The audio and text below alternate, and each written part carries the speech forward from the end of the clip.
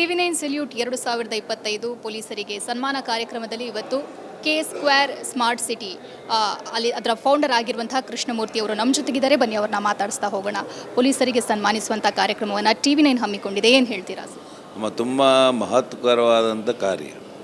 So ಈ T V nine ಕಾರ್ಯಕ್ರಮ ಒಂದು ಬಹುದೊಡ್ಡ ಮಾಧ್ಯಮದ ಮೂಲಕ ಸಮಾಜನ ಎಷ್ಟರ ಮಟ್ಟಿಗೆ ತಿದ್ದೋದಕ್ಕೆ ಪ್ರಯತ್ನ ಪಡ್ತಾರೋ, ರಕ್ಷಣೆ ಮಾಡೋದಕ್ಕೆ ಪ್ರಯತ್ನ ಪಡ್ತಾರೋ, ಅದೇ ರೀತಿ ಪೊಲೀಸ್ ಇಲಾಖೆಯೂ ಕೂಡ ಅಷ್ಟೇ ಶ್ರಮ ವಹಿಸುತ್ತೆ.